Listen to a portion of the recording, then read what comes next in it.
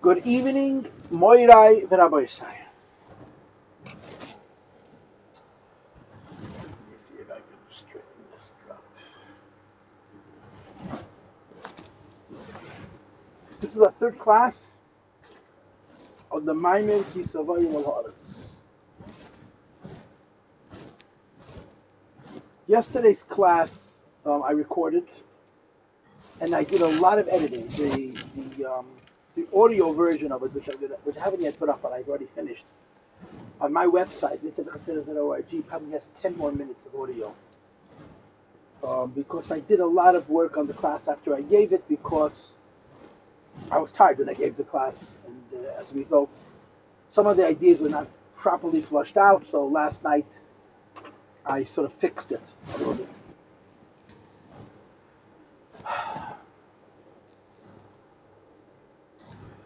Yesterday's class talked about Melech and Kohen. Melech and Kohen. Melech means the Eibshter. Kohen means a Yid, pretty much, right? That works out. And the Kohen is Mishamish the Melech. The Kohen serves the king.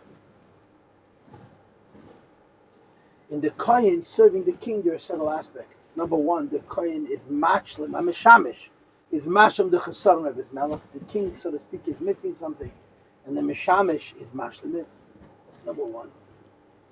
Number two, in addition to the Melech, to the Kohen being Mashlim the Melech gives the Kohen a schar for the Shimush. So it becomes dual, right? The Kohen is Mishamish, the Melech gives to the Eibishter, and as a consequence, the Melech gives the Kohen. More comprehensively, it's not 2 steps, but 3 steps. First of all, the Melech creates. Right? The Eibishter creates the world with the help of the Kohen. Then the Kohen is Rusa Latata, is Mashlim the Melech. And then the Melech gives something back as a schar for the Kohen, being Mishamishim, which is more than what the world, what the Makabel, what the Kohen would have by himself, what the Mishamish would have by himself. That's essentially, I guess, the philosophical point of yesterday's class. And of course it was explained, the Zohar has 2 levels of Melech and Kohen. The Rebbe explains, Shtaim Sheish Shloisha, 3 levels of Melech and Kohen, and in each case the principle, the constant, is what I just said. In the course of the class, the course of the Shtikel HaMaimer that we learned, the Rebbe asks the question several times, why should the Melech care about the Kohen? The Melech is higher, the Kohen is lower. Relative to the Melech, the Kohen is insignificant, the Gudish. Why should the Melech concern himself with the Kohen, that the Kohen should be able to be ma'ated as Rusa Latata, which is then Mamshech a second Yesus Liyeh? Why should the king, the Melech, which of course in the names of the Eibishter, even though the Maimer describes how it is and say the Ishtalshalos, react to the Kohen? And the answer came at least twice, because B'min Nimlach B'nish B'seim Shal Yisrael.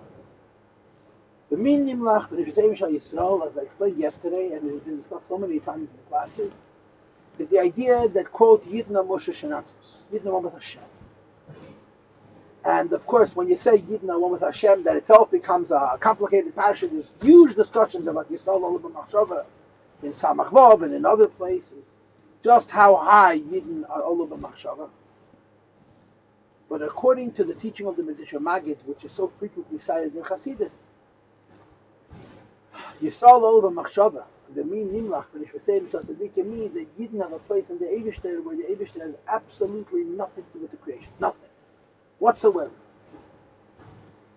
That's when Yidden are mushrish, like a son who's chokuk in the mind of his father. And therefore Yidden motivate the whole Seder Yisrael. I mean, Yidden are the Shama Baguf, right? They're in the lowest world, the physical world, the lowest level. But their Shadish is higher than the highest level. And since their Shadish is higher than the highest level, they motivate the whole Seder Yisrael to happen. Why should the Melech be interested in the Kohen and what the Kohen is going to do? Beneath him, because the Shadish of the Kohen is higher than the Shadish of the Kohen. The Shadish of the Neshamas Yisrael is higher than everything. That's in short the way it played out in yesterday's class. Now, Rabbi say, our Maimed is about Parsois. Our Maimed is about Parsa. And 2 days ago, and I guess yesterday also, 2 days ago, I explained Parsa. We read very little text, we did a lot of schmoozing, a lot of talking, and I explained to you the concept of Parsa. Parsa is a medium, or in the Lashon of this Maimah, which is so strongly emphasized, it's a lavush, it's a garment. In all relationships, from higher to lower, from lower to higher, it's garments, like it's brought in the Maimah, that Nadav and Avihu were mechusu begadim and the Mesa. If you don't have the right clothing, there's a disaster. You have to have the right begadim, right lavush. Garments hide, garments conceal, garments modified, but garments also present.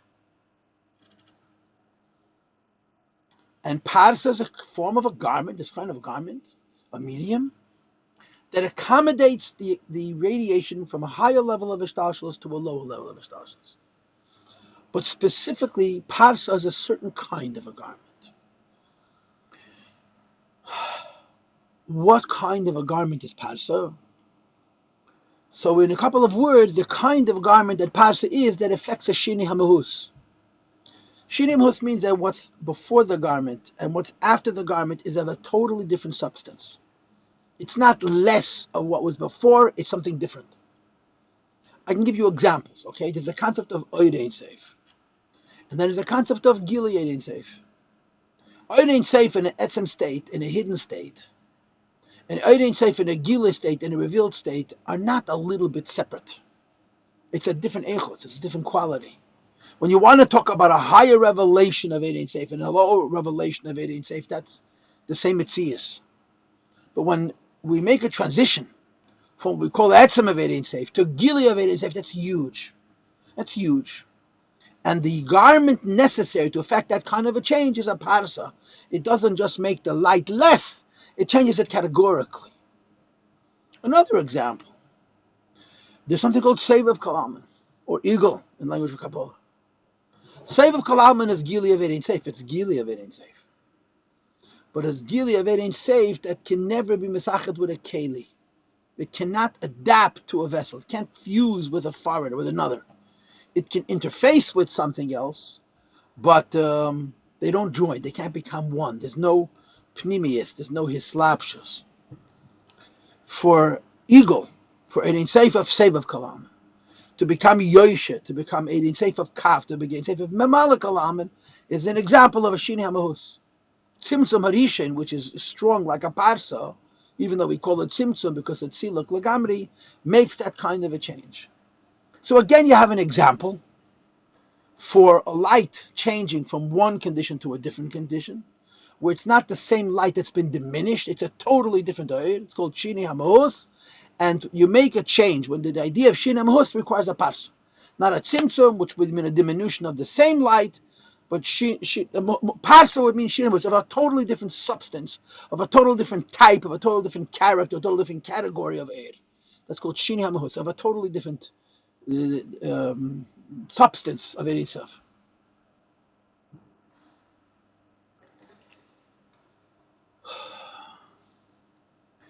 The Maimah we're learning speaks of a three parsais.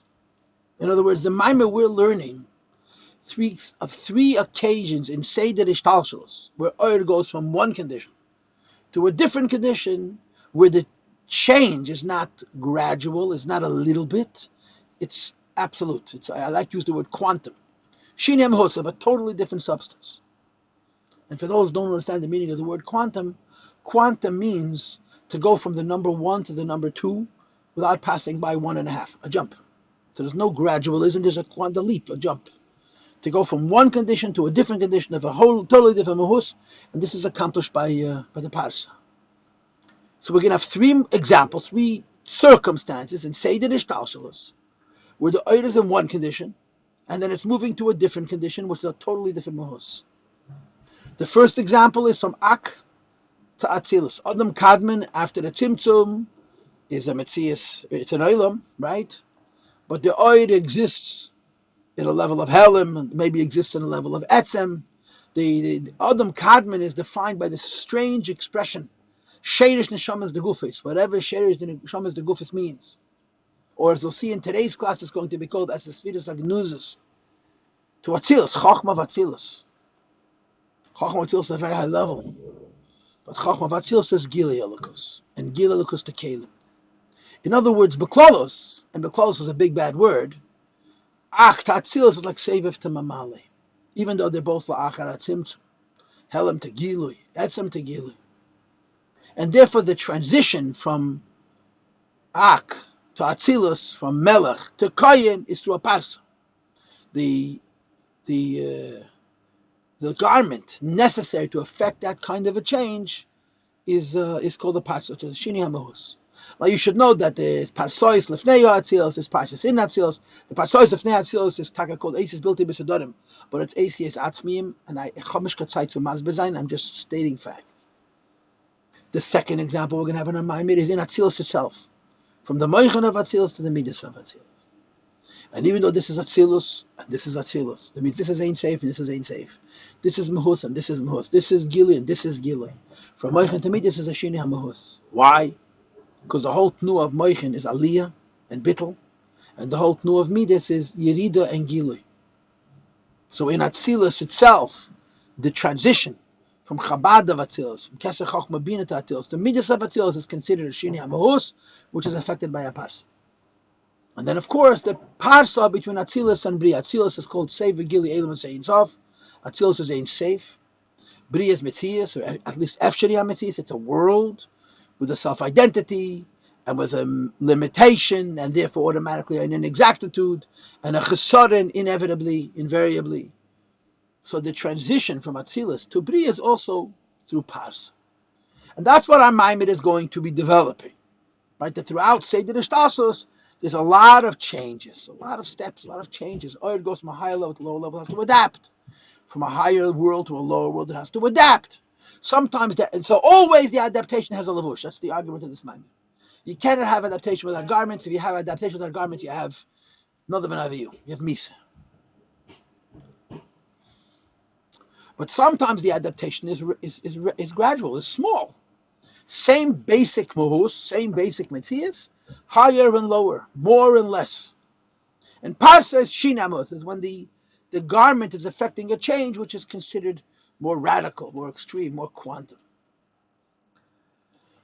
And that's what we're going to be learning today. That's really what we're going to be learning today. And nothing that I just said is unusual. Nothing that I just said is novel. And nothing that I just said is radical. But what I'm about to say is that Rebbe is going to argue that this whole model of parsois does not only serve the purposes of tzimtzum, to go from a higher level to a lower level, it also serves the purpose of going from a lower level to a higher level.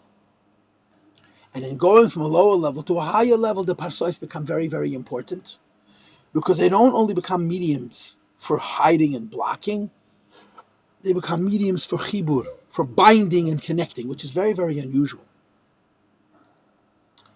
And we will see in the Maimed, especially in tomorrow's class. The way we're going to learn it, we're going to learn today 3 pages. Tomorrow we're going to learn Sachak on 1 page, but tomorrow's going to be an Avodah page. And I'm hoping tomorrow will be the last class. And I'm hoping that in tomorrow's class, which will be the last class, we will have opportunity to talk about the Chiddush, the way I see it in this Maimed. At the Parsa, it's not just a mafsek and a mailim, but it's also a machaber. And the Chiddush Shebedav, and how this ties into B'minim, L'chbenish B'seim, Tzadikim, and a bunch of other stuff.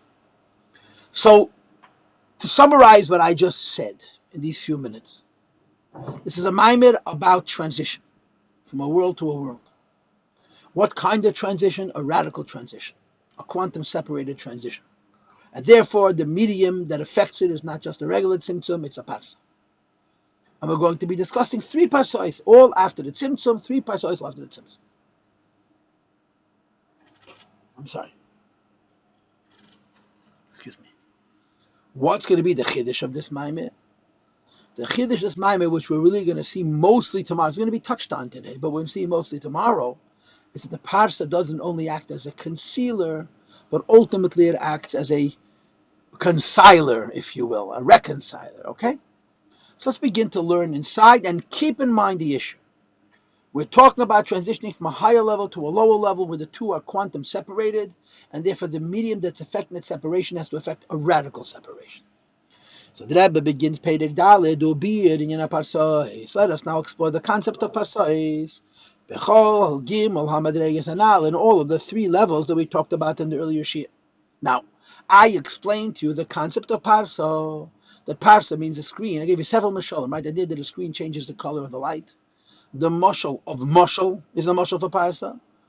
And then, of course, Oisi has built these Misudam, three different illustrations of what Parsa means. And all three have a similar effect, that the light that comes after is not similar to, but different to the light before, but radically different. Says the Rebbe, the first parsa is from higher to Atzilus, then to Atzilus. And of course, specifically, it's Malchus of Ak to Chochmah Atzilus, as he said before. Hinei. So the Rebbe wants to demonstrate what's the difference from the before to the after.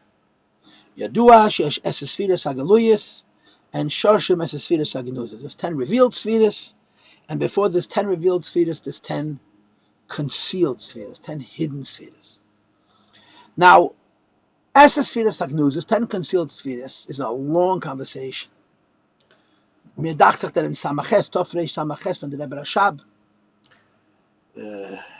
the second Maimer of the Hemshech Shavuos, I think it's Karav Hashem B'chol Kere, but I could be wrong, gave us several levels of Esesfiras Hagnuzes, all La'achar HaTzimtzum. There's also several levels of Esesfiras Hagnuzes before the Tzimtzum. The Rebbe has a Mugadik Maimer, a very involved Maimer, which I taught in the yeshiva.net, and it's available on my website now. It's also available, I think, in the Maimorim. There's a website called Maimorim, where these Maimorim are found. It's very complicated Maimorim about Esesfiras Hagnuzes. So when we talk about Esesfiras Hagnuzes, we often talk about Esesfiras Hagnuzes lifnei Tzimtzum to the after the Tzimtzum.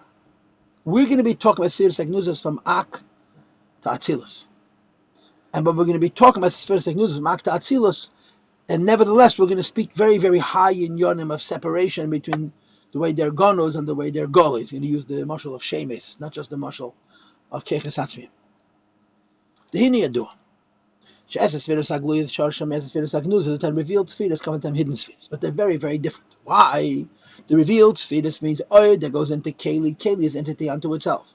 The oir is an entity unto itself, and when they meet, they interface, they affect each other, they change each other, and the net result is this phenomena called giloi. Esesfiras hagnuzes are the source of that, but in gnuzes, in the hidden spheres, there is no zulas and there is no gilui, and therefore the substance of Esesfiras hagnuzes is very different than Esesfiras hagnuzes, hagluyas. Nor to explain the concept of 10 hidden spheres. Yesh, beis, misholim, there's 2 different analogs, 2 different illustrations. And by the way, the Rebbe has our Rebbe has a ha'ara about 2 different oifanim. There's 2 different ways of understanding the relationship between Esesfiras Hagnuzes and Esesfiras Hagluyas. What says here, I think, is more typical, more classic. If I may say, it's more Rebbe Rashab than Rebbe. What are the 2 mashalim? The first measure of hidden spheres from keches that are called faculties, tools in the neshama that are on a level of etzem. And mashal abeis minyan Hashem. The second mashal is from the concept of a name. And of course, the Rebbe is going to argue that yesh bazeh ma she'ein bazeh, yesh bazeh ma she'ein bazeh. You have to have both mishalim.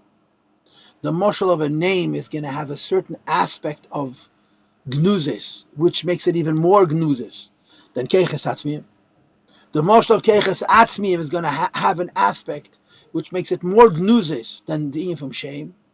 And by joining the 2 mishalim together, we're going to have the full concept of the distance between Esesfiras Hagnuzes and Esesfiras Hagluyos. In other words, we're going to combine both mashalim because of the strength that each mashal brings to the conversation. So now I interrupt. Okay, I want to interrupt. And I'm going to share with you what is a classic conversation. All the maskilim will talk to you about this. You have Avram Zok and Tafrei Samach Vav. I think you also have it in Samach to Samach Reish and Zayin, a similar order. And like I said before, Kol Hashem L'chol Kedav, I think in Samaches, the second Maimer Hemshech Shavuos of Samaches is the same discussion. There's my money from the Friedrich Rebbe on it, etc., etc., etc. Okay? And basically the idea is this. Let's start with this. There are two different terms, two different expressions. The expressions are Yecholes and Koyach. Yecholes and Koyach are terms that the Frierdiker Rebbe uses in his Maimorim. The Rebbe Rashab, when talking about these two terms, Yecholes and Koyach, has longer names for them. It's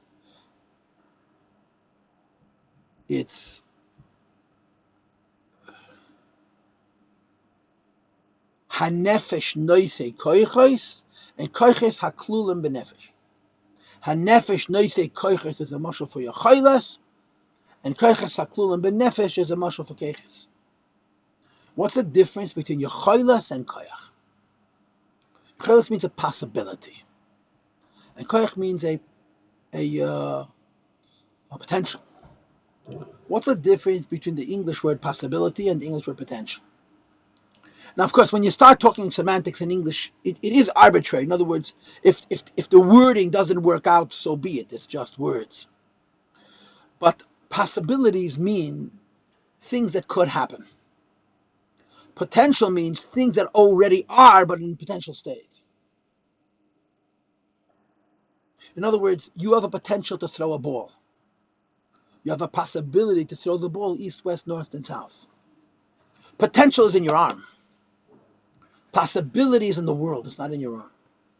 That's the difference between the word yochel and the word koyach. Yochel means it's possible for this to happen, and koyach means there's the potential for this to happen. In Hebrew, here's how you would word it. And again, yochel is the same thing as nefesh noisei koyches, and koyach is the same thing koyches klulim benefesh. When you speak about Yecholes or Nefesh Nesekeches, you would say, Eine b'mitzias b'bal haYecholes. You would say that the owner of this possibility doesn't have anything beyond himself. On the other hand, Koyach, you would say, Yeshne b'mitzias b'bal haKoyach. The owner of a possibility doesn't have anything besides himself. The possibility is not in addition to who he is. The owner of a Koyach, the owner of a tool, the owner of a potential, Yeshne b'mitzias b'bal haKoyach, there's two things. The owner of the tool and the tool. I'll tell you what that means, okay? Your neshama is infinite. Your neshama is infinite. Your neshama's infinity includes its ability to be intelligent. No? So is your neshama smart? It's a dumb question. And you can ask the same question about the Hebishter, yeah? The sugya of shemis, right? The sugya of mides, right? It's a classic discussion. Your neshama is infinite. You're going to say your neshama is smart? The correct answer to the question is to call the neshama smart is difficult, but to say that the neshama isn't not smart is reasonable. Why? Because the neshama is infinite. Infinity has no parts. There isn't a piece of the neshama that's dedicated to intelligence. There's an infinity. Included in infinity is everything, including the possibility for smarts. But smarts doesn't exist as an entity that's distinctive within the infinite neshama. That's Yecholes. The infinite soul is like light. There's one light with infinite colors, infinite wavelengths. The soul is infinite, and there's an infinite number of possibilities, but the possibilities as they exist in the nefesh don't exist. They're just nefesh. And then there's something called koyches. Koyches are tools. Tools like a hammer and a screwdriver and a wrench. So there's also a tool of intelligence, a tool of emotion, a tool of senses. Tools are things. And when you say that your neshama is in possession of tools, so you have what's called a harkav. You have a duality. You have two things: the neshama and the tools within the neshama. That's the difference between the word yochel and the word koyach. Yecholes and koyach, or noisei and koidel in the language of the Rebbe Rashab. When you use the word yochel or use the word noisei, you say the neshama is one. It's plain. There's nothing there besides soul, besides infinity. Infinity has infinite possibilities. One of the infinite possibilities is ideas. Koyches, on the other hand, is tools, specific tools. So when you say that the neshama has the tool of chokhmah, the tool of chesed, now there is a specific attribute within the nefesh. So if you think about it, if you have just these two terms, noisei and koyach, noisei is much higher than koyach. Yecholes is much higher than koyach. Why? Because Yecholes is saying we have nothing except the pshitas of the nefesh and its possibilities. Koyach is saying is you have the nefesh and its potentials and its tools. Because koyach are things in the nefesh. And these are really two levels. Yochaylos would be the higher level, and koyach would be the lower level. Yochaylos would mean the neshama and madrege, where there's nothing but plainness, nothing but whiteness, nothing but light, nothing but infinity, that you cannot say anything exists, you can only say nothing is lacking. And koyach is the tools within the nefesh. Two madreges, noisei and koilo. Yochaylos and koyach. Yochaylos is the higher level, and koyach is the lower level. Now, having had this conversation, let's move on to another conversation. So put this conversation on a shelf, on a low shelf. We're going to need it soon. When Chassidus talks about koyach, they say, Kol koyach, betchilas hamshachoseh, save giluyas gimel madreges.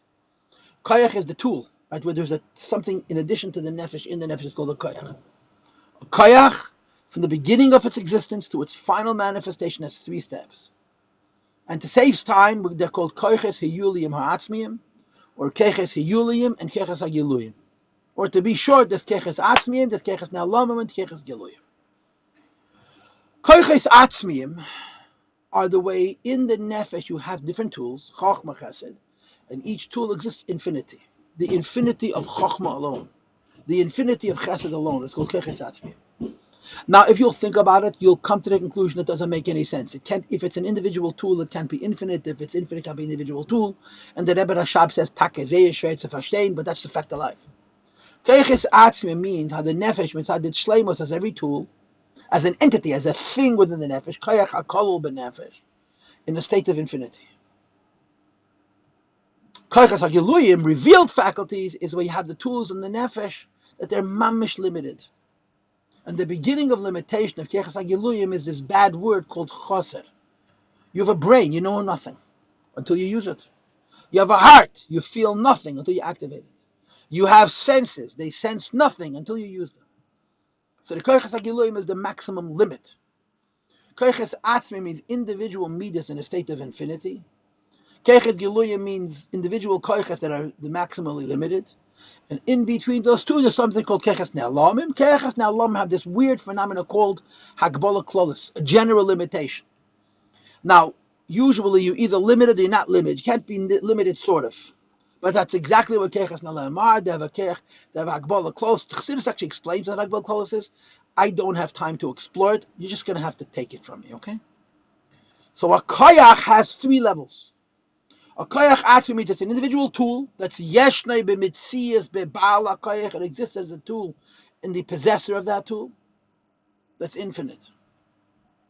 Then you have koyches hagiluyim, which is maximum limit, and in between the two you have keches hanelam. So if you put these 2 hagdamas that I just gave you together, you have 4 levels. You have yocheles, keches atzmim, keches hanelam, keches hagiluyim, 4 steps. Yocheles means the neshama has nothing except its own plainness, and it has the possibility to do anything.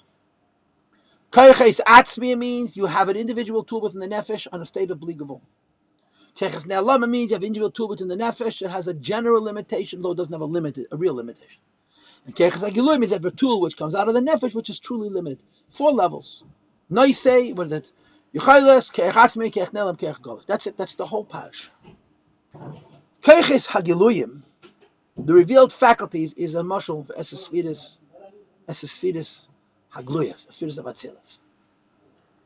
Now, esesvidus hagnuz is which of the 3 before? Is it keches ne'alamim? Is it keches atzmim? Or is it yocheles?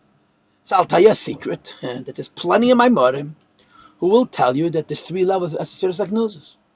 The lowest level of esesvidus hagnuzes is the mashal for keches ne'alamim, which would be like fire in a coal. The higher level of keches esesvidus hagnuz would be keches atzmim, like fire in a flint, and the highest level of esesvidus hagnuzis would be esesvidus and yocheles, which would be shame, as you're going to see inside. So some of my mother will tell you that koyches hagiluyim, revealed faculties, is a much of esesvidus hagluyas. All the 3 levels before, keches ne'alamim, keches atzmim, and yocheles, are different levels of esesvidus hagnuzis. But our Maimon is not going to do that, okay? Our Maimon is going to say that koyches hagiluyim, he doesn't say it, but it's self-understood. Koyches hagiluyim is a mashal of esesvidus hagluyas, and the mashal of esesvidus hagnuzes is the first 2, yocheles and keches atzmi. Keches ne'alami is not part of the conversation. Yecheles and Keach Atzmi. Yecheles means the way the nefesh has nothing except its own pshitos. Possibility for Chochmah is one metaphor for Esesfiris Agnosis. And Keches Atzmim, the tools as they exist in a level of infinity which is hard to understand, is the second moshe of Esesfiris Agnosis. Okay? Why do we use both? The moshe of Esesfiris Agnosis from Yecheles and the moshe of Esesfiris Agnosis from Keches Atzmim, because each one contributes another aspect of Nela. Each one brings to the table another aspect of the concealment of the Esesfiris Agnosis. Why? Why? So now comes introduction number 3. Now comes introduction number 3. But before I begin introduction number 3, let me repeat the 2 introductions we had until now. The first introduction was simply to say that there's 2 ideas, Yecheles and Keach, Neisei and Koilo.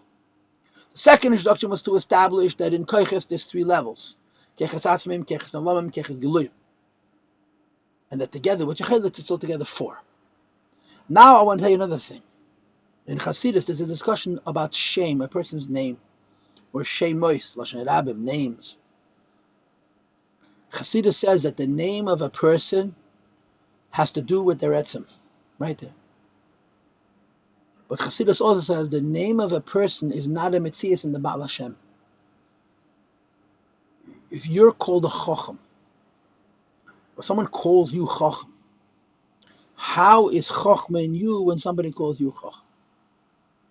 So by the Eibishter, this becomes a little bit of a difference between how it is by people. By the Eibishter, the madreg of shame, or the madreg of shemes is Yecheles.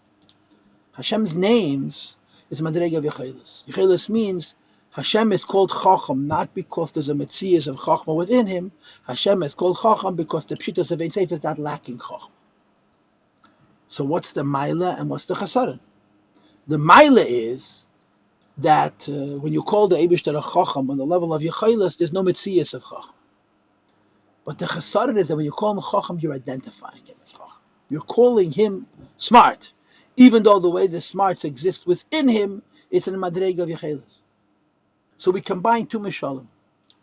We combine the mashal of shame and the mashal of Keches Atzmim. What does each mashal bring to the table? The mashal of shame is the higher Madreg of Gnuzes. But a name is something that you want to use, to call. And the mashal of Keches Atzmim, it's a lower madregi of Gnuzes, but it doesn't exist for Gili at all. So we join together the mashal of shame and the mashal of Keches Atzmim to underscore the extent of Esesfiris Agnuzes. Esesfiris Agnuzes means there's going to be 10 Sfiras Natzilas. Before those 10 Sfiras exist Natzilas, they exist in a hidden state. And in their hidden state, number one, they don't exist as 10 Sfiras at all, A. And they're not even related in any way, shape, or form. So the 10 Sfiras, they're going to come out later. In other words, we join together 2 Mishalim to enhance the degree of the Gnuzes. Keches Atzmim brings out, it's not Shayach to Gilui. And the Keches Hiyuliyim brings out, the Keches Yecheles brings out, Shemes brings out, that's Bechal not a Metzias. Keches Atzmim is lower than Yecheles. But Yecheles is called shame. You call it. Keches Atzmim is lower than shame, but Keches Atzmim are etzem. They have no shaychus to being called. I mean, inside the Rebbe is going to discuss this somewhat. This is going to become a little bit complicated. But you combine 2 Mishalim, the mashal of Yecheles, which is a higher level, and the mashal of Keches Atzmim, which is a lower level, because each one is going to contribute another aspect to the distance between Esesfiris Agnuyas and Esesfiris Agluyas. Okay, now I just spoke for about 15 minutes. I really hope I didn't confuse you. I really hope I taught you. I really hope I was clear. But let me say again what I said in a few minutes, coming at it from a different angle. The entire point of this Maimed is to bring out that when you have a parsa, the condition before the parsa and the condition after the parsa are very different, very far away, and it takes a parsa to transition. The first model of the higher level and the lower level being far away that requires a parsa to transition is Esesfiris Agnuzes, the hidden Esesfiris, versus Esesfiris Agluyas, the revealed Esesfiris. And the Rebbe is going to work hard to explain how far apart they are. To explain how far apart Esesfiris Agnuzes are from Esesfiris Agluyas, he's going to use a combination of 2 Mishalim for Esesfiris Agnuzes. And now we're going to learn, okay, inside. Says the Rebbe, when you learn in Chassidus about the 10 hidden spheres, Yesh Beis Mishalom, you find two different examples, two different illustrations, two different allegories, analogs. Mishalom. One example is from the tools that exist potentially in a state of etzem in the neshama. Keiches atzmim are a thing. Yeshne b'mitzias b'bala koyach, but it's on a level of etzem. It's believable. The second mashal is by calling someone by his name. So if you say the koyach atzmi of chokhmah and the shem chokhmah, which is further away than actual chokhmah? Koyach atzmi of chokhmah means the tool of chokhmah in its infinite state. Infinite chokhmah can't come out. Okay, calling someone a chokhmah means he doesn't even have chokhmah in an infinite state. It doesn't exist. There's a pshitus, there's an ein seif. Ein seif is lacking nothing, not even chokhmah. So shame is higher than koyach atzmi.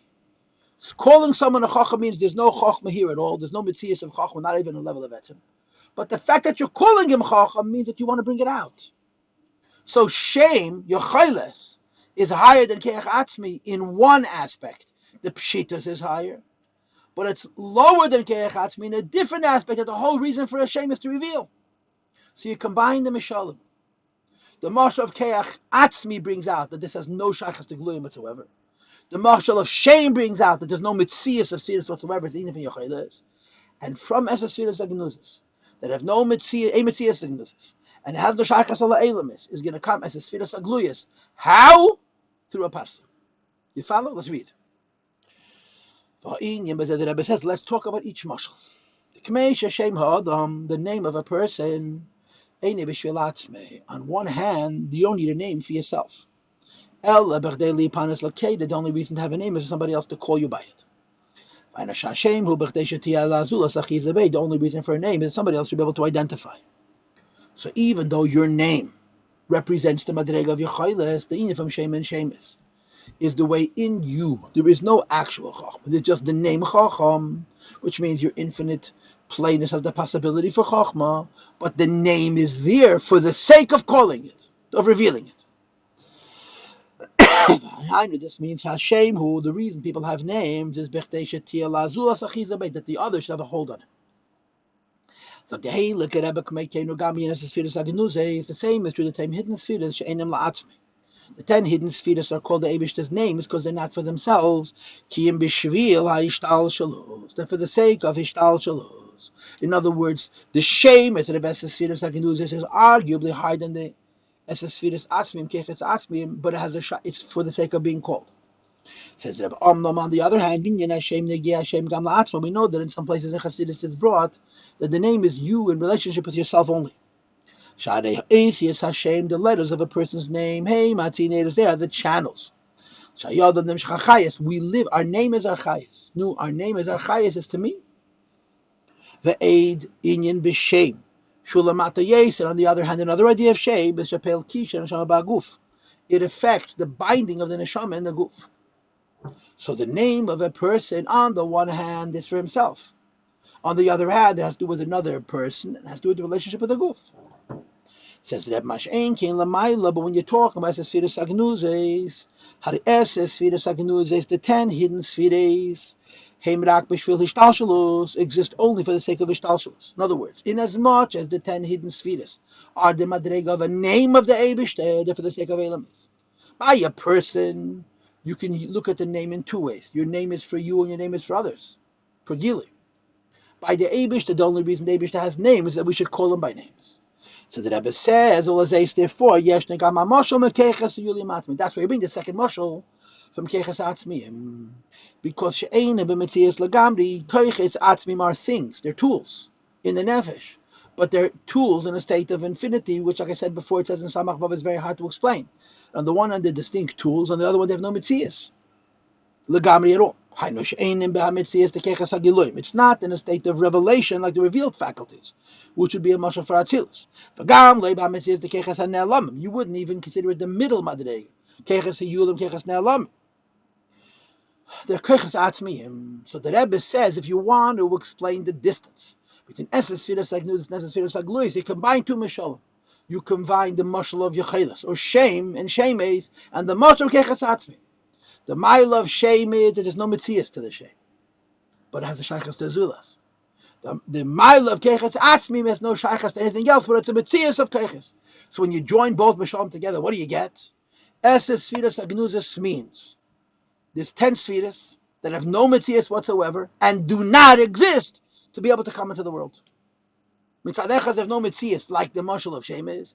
Mitzadechas they have no shaychas to the world whatsoever like the mashal of Keches Atzmim. In other words, you combine two mashalim, a lower mashal and a higher mashal, to create a maximum distance between the inyan of Eses Sfiras Agnuzis and the inyan of Eses Sfiras Agluzis. V'lachein. Now this is the end really of the hardest part of this maimed. The hardest part of this maimed is this discussion of Eses Sfiras Agnuzis.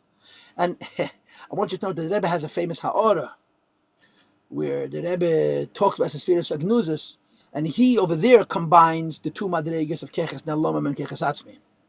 Here the Rebbe combines the two Mishalim of Keches Atzmim and Yechelis, and says you need a combination of both Mishalim to emphasize the degree of no shaychus, of Gnuzis.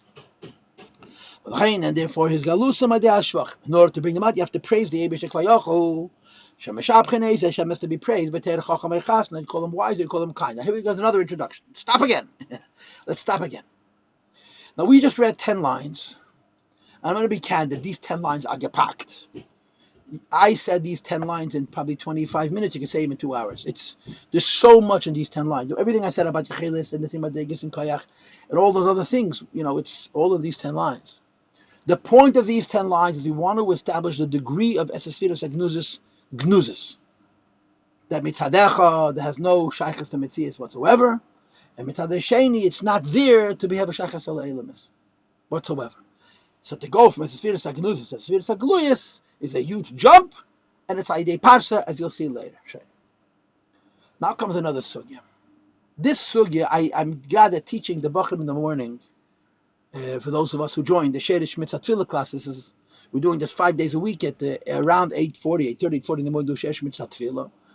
And one of the subjects that we spent some time on, we've already finished it, is the whole sugya of Shvach. So let me pause, and I'll tell you about it. I'm not going to spend an hour on it, but I have to spend 10 minutes, a few minutes, ois to mon de zach. Yeah. And again, the sugya of Shvachim is famous in Chassidus. It's become a mekemes. My recollection is that it's in the Hisafas of Teira Eden by Yechi, is one of the sources of the sugya of Shvachim, but it's in a lot of places in Chassidus. One of the classic sources for the sugya of Shvachim is the Maimorim of Lag BaOmer. The Maimorim of Lag BaOmer that I have different tracts, right? There's Maimorim L'Havanin Rashbi, there's Maimorim L'Havanin Lag BaOmer, there's Maimorim that begin Gal Einai, Va'abit and Fleis V'Terasecha, or Eida Gal Azeh. There's a lot of different sugyas in Chassidus on Lag BaOmer. Or there's a number, I don't know if there's a lot, but there's a number of different sugyas on the Maimorim of Lag BaOmer. One of the sugyas of the Maimorim of Lag BaOmer is the Maimah Zimna Choda Itzrech Al Molamit. Once upon a time, they needed rain. So they sent a mashlacha, sent Talmidim to Rab Shimon Bar Yochai to ask that he should daven for rain. So the mashlachas came, the delegation came to Rashbi to ask him to make rain. They hadn't even told him why they came. They just came in, and they began to flatter him. This one called him Shabbos. This one called him Man Pnei Ha'adan Avaya Dor Rashbi, different shvachim. So they flattered Rab Shimon Bar Yochai, he started saying Teira. What did he say? Teira an hine matevu manoyim sheva zachem gam yachad. How good and how pleasant it is when brothers sit together, and it rained. Historians say this is the reason why the Lubavitcher niggin for Lag BaOmer, we don't sing Bar Yechoy or Vamatem Koilachoy or Amar Rabbi Kiva, all these other nigunim that they sing in Yerushalayim. They're beautiful nigunim, but they're not Chabad. The niggin in Chabad for Lag BaOmer is Hine Matev Manoim. There's two of them, the fast one and the slow one. Hine Matev and Hine Matev Manoim. These are Lag BaOmer nigunim. Why? Because of desire. And of course, the question becomes: the Zohar is 3 large volumes and hundreds of pages. We pick out one story, and that becomes like B'Yom. So Rebbe once discussed it, that because it talks about the infant Avos Yisrael, that Rab Shimon Bar Yochai said, "I came into the world to fix whatever has to be fixed. Tell me what has to be fixed, and I'll fix it." In other words, so we consider it primary to Lag B'Yom, especially since it has to do with Posku Tamid and Lamas as well. Now's not the time for this conversation. The fact of the matter is, in Chabad, Lag B'Yom, we talk about this story. When we talk about this story, there's also different angles. The fact that he made it rain through Torah, as opposed to through Tefillah, is the contrast between Nashbi and Cheni Amagel. There's different angles in this story. Some might explain the pasuk Hinimatev or the Zayar, the Pshat on Hinimatev. But some of the Maimorim get stuck on the fact that they flattered Rashbi. That when they wanted it to rain, they came in. And they started to tell him nice things about himself, and he started saying Torah, and it rained. So the Shaila becomes, since when are Gedolei Yisrael Amitim? Tanoim and Ameroim, in the business of Chanuf. Anyway, flattering, you would tell me, what are you trying to do? The Chazal say one of the worst kittas is Einim Reim Neshchin is Kat Chanfanim. Chanfanim, what's a Chanfanim? A flatterer. Someone who's a sweet talker is a midarah. B'yoyser. What's the logic of Shimei Chay's Talmidim praising him? What sense does it make? So there's a good answer in Chassidus. And the answer is that sometimes a tzaddik is in a very high level. And because he's on a high level, certain possibilities, I use the word possibility, and I could have used the word potential, are so deeply hidden in him and he can't bring them out. Sometimes a tzaddik is asked to daven for rain, for example, and because he's such a high level, he has no connection to rain, and he just can't daven for rain. The classic example for this is in our Pasha's Baalei Ischa, that you didn't need a basar.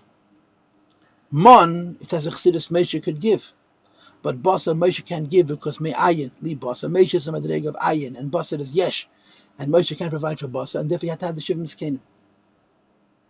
It's brought to Likutei Torah. Baalei Ischa, the Rebbe brings it in the early years, v'chuli.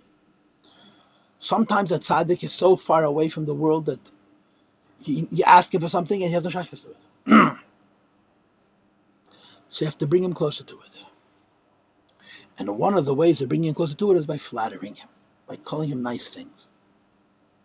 What do you accomplish by flattering him?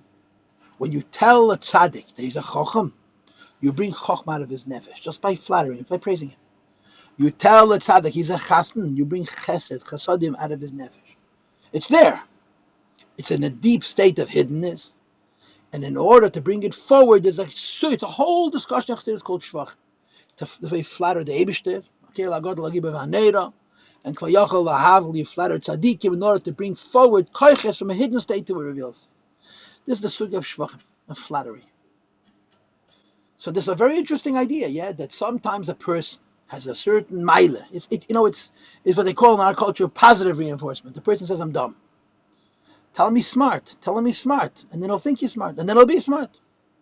Because sometimes when you flatter a person and you compliment the person, it helps bring out koiches from a hidden state of the nefesh into a revealed state of the nefesh. It's one of those things that happens in people when you flatter them. So Chassidus talks about shvachim, praise. So the Rebbe says, we're talking about the distance between Esesfiras Hagnuzes and Esesfiras Hagluyas.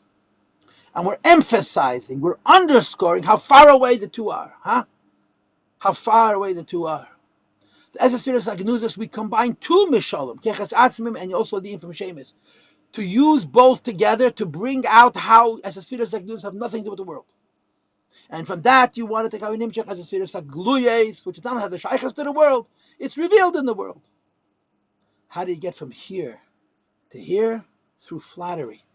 When you call the Eibishter Chochem, when you call the Eibishter, what the Lashon means, Chastan, you're Magala, the Keiches, Atzmim, the Keiches, Nefesh Neise Keiches, from the state of built-in Metzias to come down into the world. Let's read it inside. And therefore, I think on 10 lines from the bottom, maybe it's 9, page Kuf Nun Beis. His Galusam, he to reveal the Keiches Esfiras Hagnuzes, which is completely gonus. To be Esfiras Hagnuzes, it's By flattering the Eibush Koyachol, Shemishapchem Ese, we flatter HaKadosh Baruch Hu with Teir using the names Chacham Echasta. Okameisha Anu Reim, as the fact is, Shekashareit Simla aided as Galsa Keches Ba'adam. When you want to reveal a possibility or a potential, right? Here's the word Koyach. Koyach goes with potential, a tool which is hidden in a person.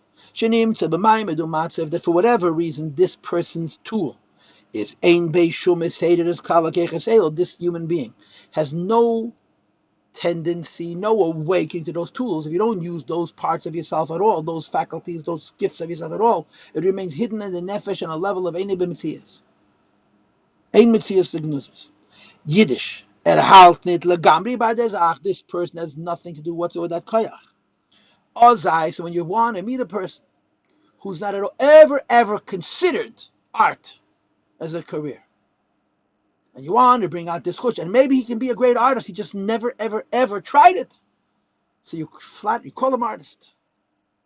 So you flatter him, you praise him, calling him wise and calling him kind. But using that name of that tool, or that potential, or that possibility that you want to wake up by flattering him and praising him, that faculty is aroused.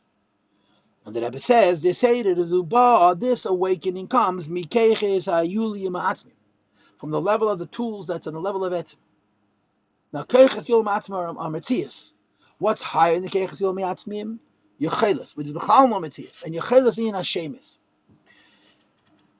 Now, can you arouse in a person a certain tool if he doesn't have it be'etzim, he only has it medrega b'cheles? That's very, very unlikely. But the close opinion is that you're bringing out a potential from within a person by flattering him. Sharei ein beishum es galus klal keiches, when you have a tool and it exists on the highest level of koyach, which is etzem, it has no connection to revelation whatsoever. You say there's a moreover, there isn't even any effort, and therefore no preparation in the human being as a whole is galus keiches elu to reveal these faculties. He's never gone there. They're parts of our personality we've never explored. Therefore, we have to say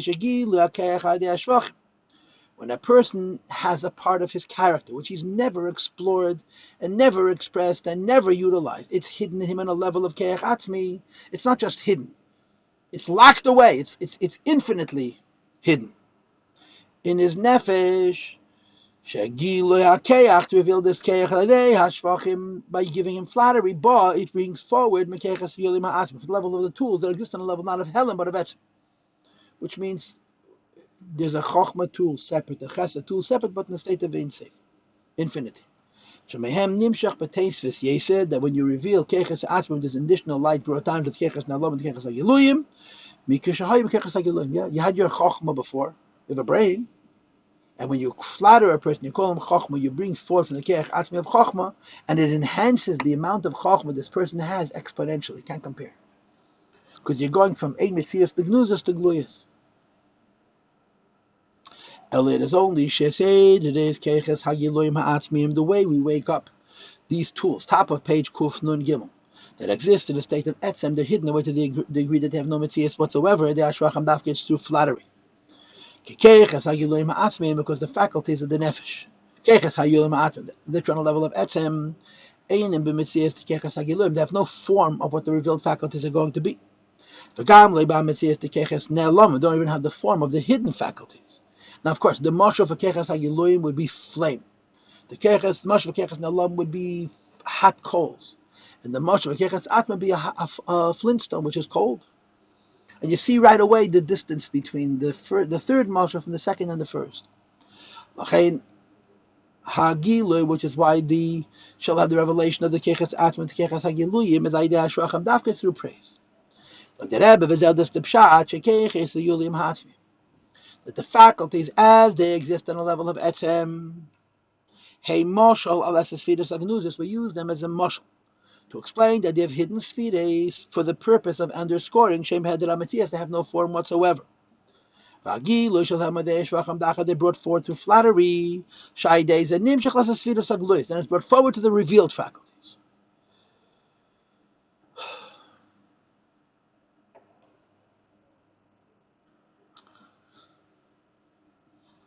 And again, the point of this conversation in this maimed and in this particular context is to emphasize how far apart the keches atzmi are from the keches hagilui. Now, I want to give you another introduction. Okay, another introduction. There's two cases in Torah where you talk about shevach. Two cases that we talk about flattering a person to bring forward a keich from a hidden state to a revealed state. One is by the Eibishter. You flatter Hashem to bring forward a certain potential. And the other is by big tzaddikim, like Hashem by Yochai, as in the story in the Zayah. So the Mamori Chassidas say that there's a big difference, a fundamental difference, between flattering a person to bring forward a keich atzmi to a keich goloi, and flattering the Eibishter to bring forward a keich atzmi to a keich goloi. What's the difference? A person is a creation that Hashem made. A person is a creation with a form, and with a body, and with a definition. So when you say that a person has a koyach hidden away, who hid that koyach there? Hashem. Hashem put it there. So because Hashem put this koyach into the person, no matter how hidden that koyach is going to be, it has a shachas to mitzias. It's there to be able to bring out. When you flatter Hashem and you call him chacham, Hashem wasn't created. And Hashem has no definition, and Hashem has no guf, and Hashem has no metzias. So when you say that hidden in the Eibush is chachma, that's like shemus. There's nothing there at all. So Chassidus says, even though you have to flatter Rashbi to make it rain, you have to flatter the Eibush to make it rain, but Rashbi to make it rain, you're flattering him to bring forth from the kech which exists in his nefesh and level of atzmatzeit of gilim. By the Eibush, when you flatter him, you're bringing it out from the Bedeg of kech atzmi, from the Bedeg of Yechelis, which is even higher. And that's what the Rebbe is going to say now. But don't lose sight of the context. The context is that we want to emphasize the distance, the great disparity between keches atzmim, keches gnuzes, and keches gluyas. It says the Rebbe Amnon b'yemes, it's 7 lines from the top of page Kuf Nagim. The truth is that ein hamashal deimel lenimsha. You can't compare what it means hidden by a person to hidden by the Eibishter. Sharei ba'adam lamata. Anytime you're talking about a human being, a creation. So in a keches yom atzmim, even the keches atzmim which exist in a way of believable, they're a form, because the person is a form, and everything he possesses is in a madrega form. The after ein and b'mitzias the keches hagiloim, although they don't have the specific form of what's a revealed faculty. The gam le'mitzias the keches nelam doesn't even have the specific form of a hidden faculty. The Eibush created a person with the keches atzmim, and therefore the Eibush put them there. So the mitzias to the keches atzmim based on the designer's intent. And therefore by a person, whenever you're flattering a person, it's rakam shacham keches yulum keches hagiluim. You're bringing forward from the keches atzmim to keches hagiluim. So keches atzmim are not a mitzias, but they're only not a mitzias b'yachas to the keches hagiluim. But b'yachas to the Eibush, b'yachas to the pshitas hanefesh, they're a mitzias. Mashenkin l'mayla, when you praise HaKadosh Baruch Hu, it's even higher. Esses sfiras hagenuzas any b'mitzias klau. The 10 hidden spheres have no form whatsoever, and for this you have to have the mashal of Yechelis or Shemus, like we had on the previous page.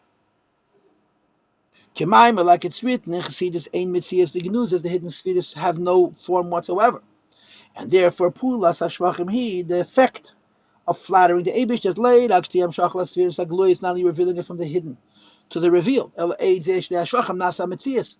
You have to create the spheres. The Eibush is ain't safe. He lacks nothing, but he has nothing. He lacks nothing, but he has nothing. And when you flatter him, you're actually creating it in him. And only afterwards then you can reveal them. So the Rebbe says you combine the Moshe of Keches Hatzmim and the Moshe of Yechelis to understand the degree of Gnuzas. You use the mashal of Shavach to bring out how you're mamshich from Genuzas to Gluyes, and you point out the difference between Shavach by the Eibush and by a person to further enhance the distance between Esesphiras and Genuzas. That there are Emetzias to Genuzas, Esesphiras and Gluyes, which are Metzias Chutz.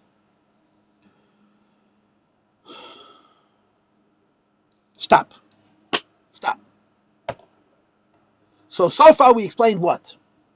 We worked very, very hard to bring out the Ina Vesesfiras Hagnuzas. We worked very, very hard to bring out the Ina Vesesfiras Hagnuzas and how far away from the Esesfiras Hagluyas they are. We use a combination of two mashalim. We point out the difference between how it is by a person, how it is lamaila. We introduce the sugi of shvachim. We talk about the difference of shvachim by the Eibishter and shvachim by a person.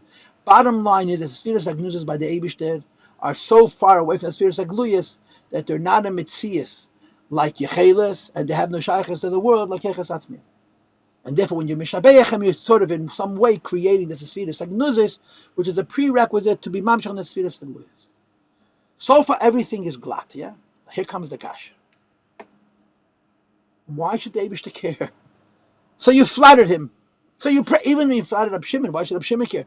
Why should the Eibush care? So you flattered him. What's the How can we touch him? In other words, the Esespheres Agnuzis have to come to Esespheres Agluyas. And this is tricky. Because the first is the Esespheres Agnuzis create Esespheres Agluyas.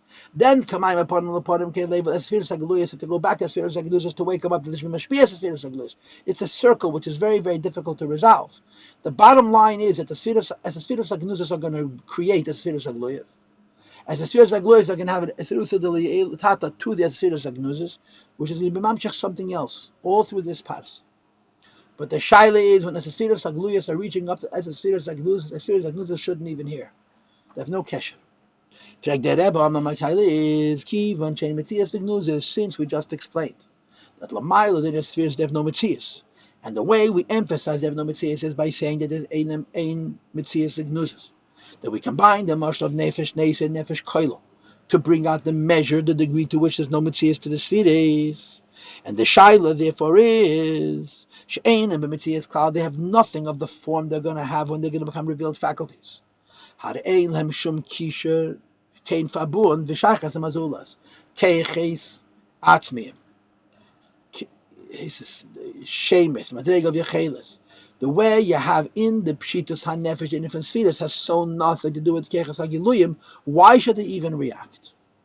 Why should we praise him and he should respond? Moving the question is, why can another come along to the Eibishter or even to Rashbi and compliment him and praise him and flatter him in such a way she aided her to wake up that the 10 Sfiras Agnuzis should have some kind of a Metzias, and as a consequence of that, that you come down to reveal 10 Sfiras. Right? This is the Kasha. Now, I said this is the same Kasha we had in the previous Shir, about Melech and Kohen. Why should the Melech care about the Kohen? The Melech is higher, the Kohen is lower. And what was the answer? The answer was B'mi Nimlach B'nish V'seim Shel Tzadikim. That's the same answer here. Same answer. The Eibush has no shaykhs to the world whatsoever. But Yidna Moshe Shenatzmas, higher than the whole business of Esespheres B'chlal. Okay? So when you ask the Kasha, how can we, a person down here, wake up as a Esespheres Agnuzis, considering that ain't Metzias Agnuzis whatsoever, to come down to Esespheres Agluyas, it's not Teifes Mokum. And the answer is because a Yid is Mushish even higher. Now the Rebbe is going to say two different things. I don't know of all of these details on the Ayin Beis, but this is concentrated. The Rebbe is going to talk about very deep sugyas and chasidus in 5 lines, and just move to the next one. I apologize. The Rebbe gives 2 reasons why the lower level can wake up the higher level, even though the higher level has no shaykhs to the lower level. And they're very different. One is because the higher level does have a shaykhs to the lower level. And the second is because the lower level has a higher shadish. Let's talk through. The second one the first one is very rare. I know it's from Hemshach A'et, Tafresh Ayin Aleph. You have the Sukkah with these Atzmei Batzmus, and this missing Madam is here. They don't have it in the Makedas. The question is, how can the Esespheres Agnuzis be aroused by Esespheres Agluyas that have no connection whatsoever from one to the next? And the teretz is, number one, there's something called Yediyas Atzmi. There's a level of Chasidus of Hashem knowing himself. No, on the level higher than Hashem knows himself, he doesn't know himself. On the level higher of what's called Yediyas Atzmi Batzmus, he doesn't know himself. Of course he knows himself. What the pshat Yediyas Atzmi? Yediyas Atzma means the madrege where he knows himself in the midas hadas, in the koyach hadas. Now this is not das tach, this is das elyon. And again, I don't have time to be maidich, and I didn't look up the source material, but my recollection from learning at more than 25 years ago that the madrege of Yediyas Atzma Batzmus is a keches atzmim. It's not like Yecheles, it's a keches atzmim. Lifnei atzimtzum. That's something they didn't say for Lifnei atzimtzum. Which they're not the shachas demos whatsoever. It's not even gila. They don't go by atzimtzum cloud. That's Yediyas Atzma Batzmus. Yediyas Atzma Batzmus is a very, very high level. But it's a high level that has one thing in common with the world. There's awareness. Hashem is always aware. But Hashem's always being aware is passive. In other words, it's not a proactive awareness. Yediyas Asmei Batzmusei is a Yediyah Klolos about everything, which is in Atzmusei. The Rebbe's point is God knows himself. And the very fact that God knows himself includes everything that's going to happen. This God knows himself includes his Esesphiros Agnuzis. It includes Esesphiros Agluyas. It includes the fact that Hashem is going to create a world. And that idea is Atzmei Batzmusei, which is higher than Esesphiros Agnuzis. And higher than Esesphiros Agluyas is what made Esesphiros Agnuzis to be Nimshach. Because Hashem in his essence knows what's going to be. Because Hashem in his essence knows what Hashem wants. So therefore the Esesphiros Agnuzis, which have no Shaychas, Esesphiros Agluyas, have a kesher. It's a very unusual word. You don't see it a lot in Chassidus. How Hashem knows himself in himself. Yediyas Asmei Batzmusei. How Hashem knows himself inside himself has no real connection to the world, but it has a connection to knowledge. Knowledge is a form, and this connection to knowledge automatically means a connection to world, as high as it is, and therefore the Esesphiros Agnuzis respond to the call of the Esesphiros Agluyas. Now, this deserves much more time, and I just don't have it, so we're going to have to suffice with this. Let's just say that this, mamish 5 lines, Yediyas Asmei Batzmusei is a big arichas Nemshach Ayin Aleph, and Eter you also have it in Samach Tes a little bit, and the Rebbe Hakta says that the Shilish still hate the Parshudas. But the first explanation for why the Esesphiros Agnuzis care about this Seder, so the Esesphiros Agluyas to respond to them, is because the Hine B'Yediyas Asmei they call them Tzayim, it says in the Rambam that Hashem knows all the worlds by knowing himself. And of course the idea of knowing himself is fascinating. He knows himself in relationship with himself, and automatically he knows the worlds. The idea that Hashem knows himself is Lamaila Esesphiros Agnuzis. It's hard in the whole business of Sfiris. Because the idea of Asmei Batzmusei is the idea of Klolos, not the idea of Pratis.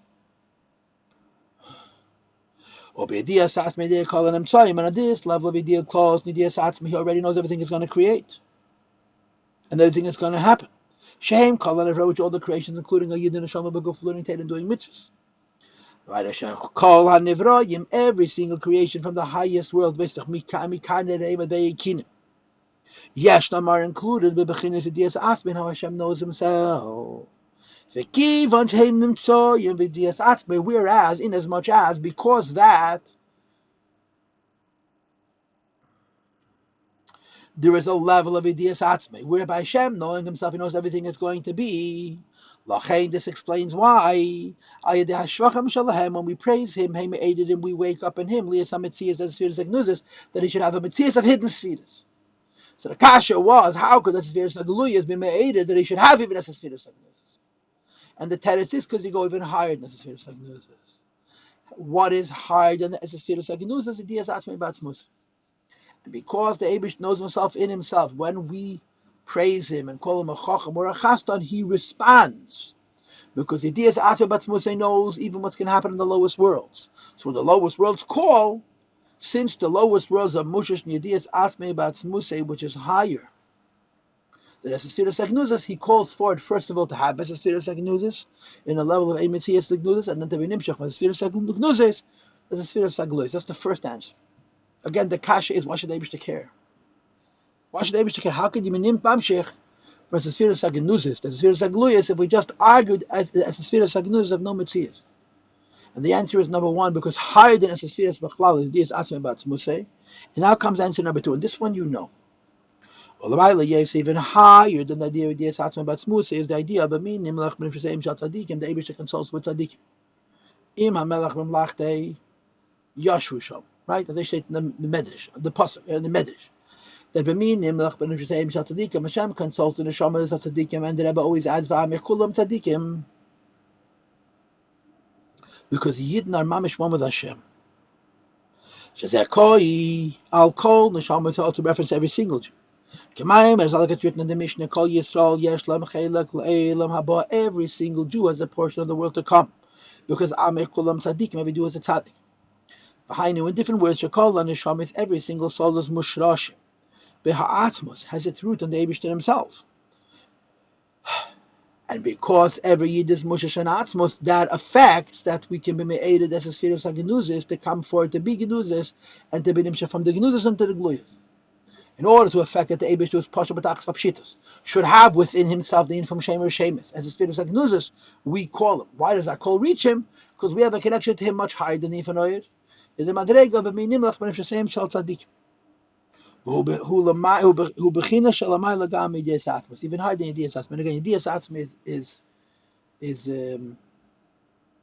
I think, if I remember correctly, it's Etzem in Inception thing at Tzimtzum, but it's not Yechelis, it's not Atzmos. And B'min Nimlach, B'shem Tzadikim is even higher than that. So now, I just knocked off 10 lines, didn't give them adequate explanation, because I don't have adequate time. But trust, these are gepakte shuras, there's a lot here. Says the Rebbe, and therefore, since now that we explained that the Esses Fidus Hagnuzis is no Metzias, and we also explained the difference of Esses Fidus Hagnuzis by a person and Shvach, as Fidus Hagnuzis and Shvach, as it is by the Eibishter. And then we asked the question, why should Esses Fidus Hagnuzis Koyachol respond if they're Gonus? And the answer is cause of B'yediyas Atzma Yedei Kolanim Tzoyim, which is a very, very high level. And B'min Nimlach B'nish Mesayim Shal Tzadikim, which is an even higher level. Which is why when the souls praise him, aid him, they wake up Liyas HaMetzias. That's the Sfiras HaGnuzis first. There should be the Metzias of the Sfiras HaGnuzis. V'shivin him shacham as the Sfiras HaGulus, and they should come down to the Sfiras HaGluyas.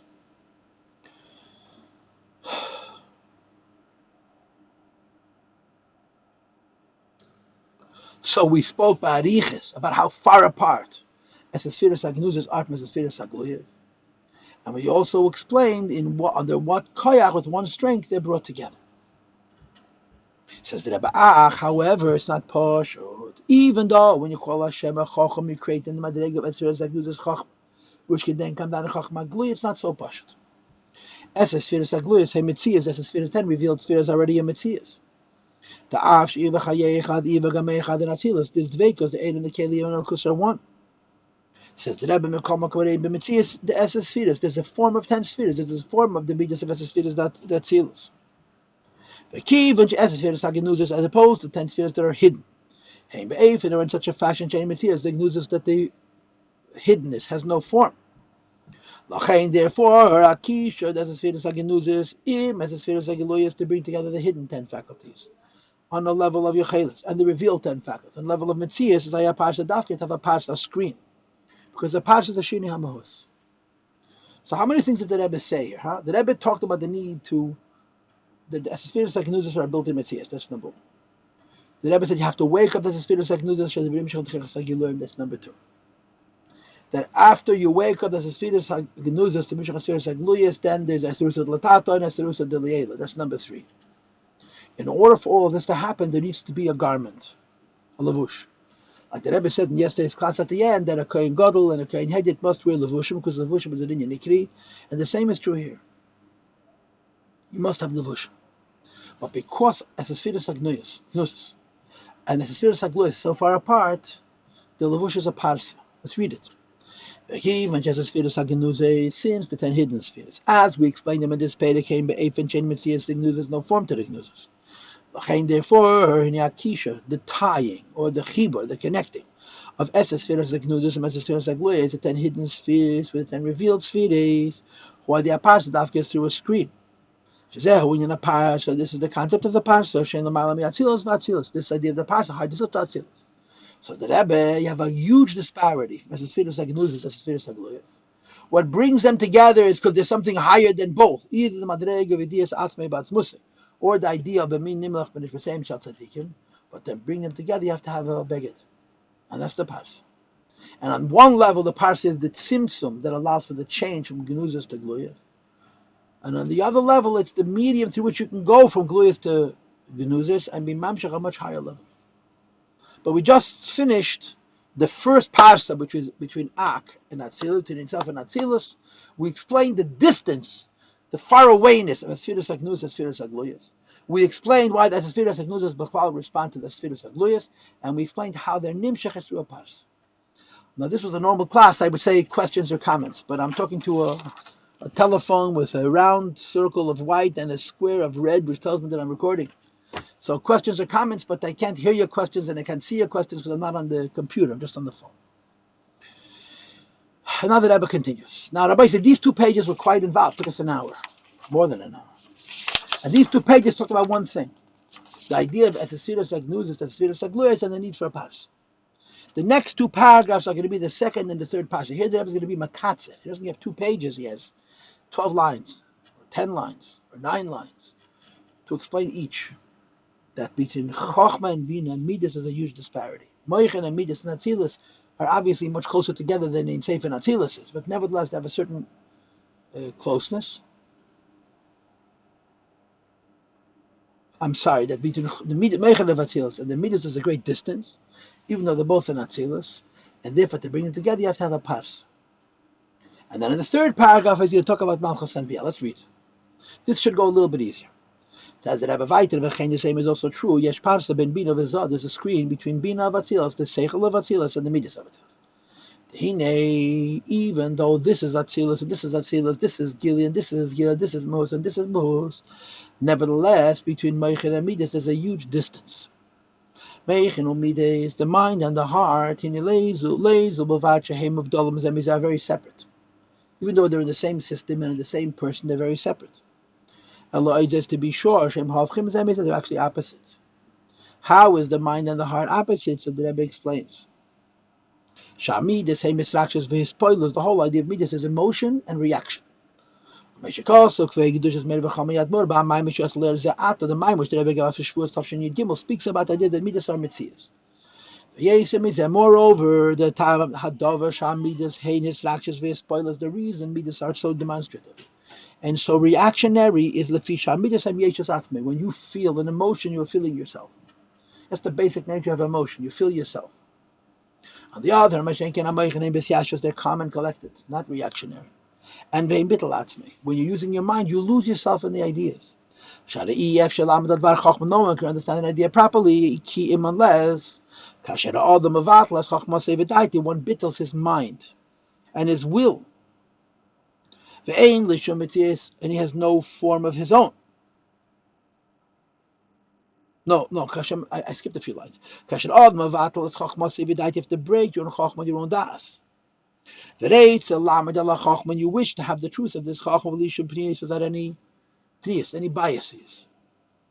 So to go from brain to heart is going from bittul to yeshes, from quiet to loud. This doesn't contradict the strength, the hardness of meich. In other words, the fact that when a person understands an idea, he's very inflexible. And before we said he's very humble. Says the Rebbe, it's not a contradiction. We see that a wise man, when it comes to a certain conclusion, is unmovable. Who his hardness is only after he resolved the whole question in a perfect way, in a complete way. And therefore, when he resolves a question, when he solves a problem, and he has an answer for people, this is not Gaiva and Yeshes. This is Adarab Bittul Atzmei. Only his Bittul Atzmei comes to him to the Shalteir. The Kiva and Shumavat and Chochmah Sevid died since he bittles his own wisdom and his own knowledge to the Eibush Koyach. The English Mitzias, he loses his form Milvad Mitzias Chochmah Shashakua, but besides the wisdom he's invested in. Was in them is vertrunken, he's immersed in it. Therefore, it's impossible no possibility of anything which contradicts Chochmah. Because there's no form besides the form of Chochmah. So the Rebbe says midas are yeshes and seichel is bittul. And the bridge between moichin and midas requires a pas. They have to go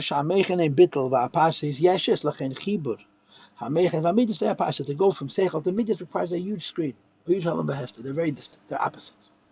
This is in Atzilus itself. So not only from hard in Atzilus to Atzilus is the Shini Hamahus with all that entails. Between Moichin of Atzilus and midas of Atzilus is also a Shini Hamahus. And it happens also through a pas. And then the Rebbe concludes the K'mei Ken Yesh Parsa, but it tells Labiyah, the third parsa is between Atzilus and the lower world. Of course, this is a no-brainer. Why? Because Atzilus, the Atzilus, the world of Elam Ha'ach, the Elam of Eli Elokus. Mashen came a Bria supposed to Bria love in Bria, even though there's a sphere, there's no in for Echad. And therefore, between Atzilus and Bria is a huge disparity. Uba Atzilus and Atzilus itself, Ulakus, who Bipshita's godliness is the first nature. Umetzir is and the idea of form is upkiffed, is negated. In order for the Ametzias to Elma Bria,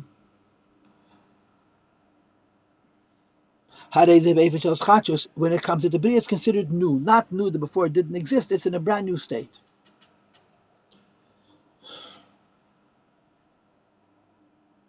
When it comes to the lower three worlds, in the lower three worlds, godliness is hidden. Many things have to happen. That godliness should become first nature.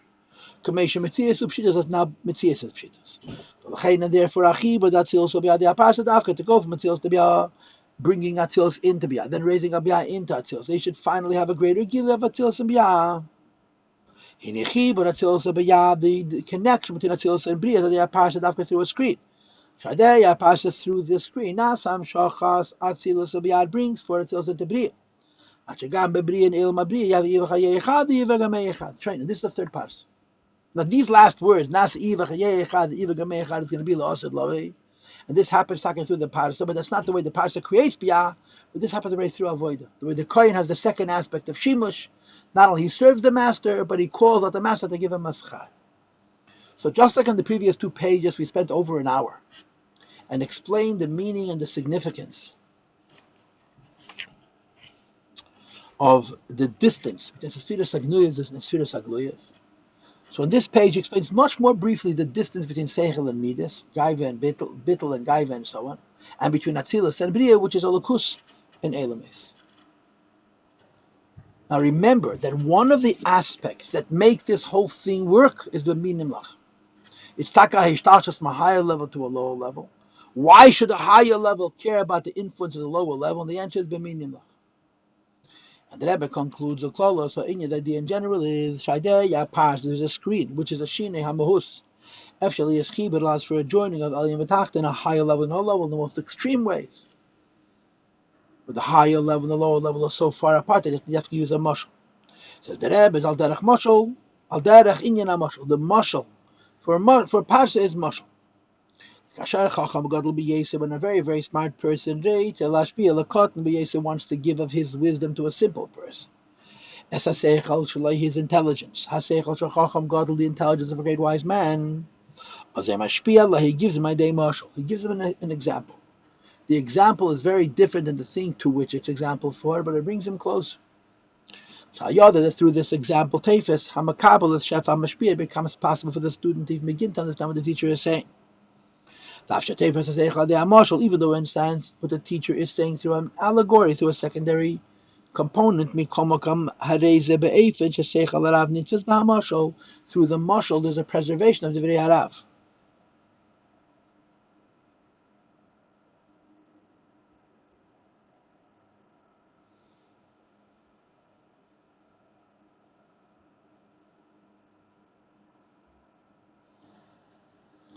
The same is true on high.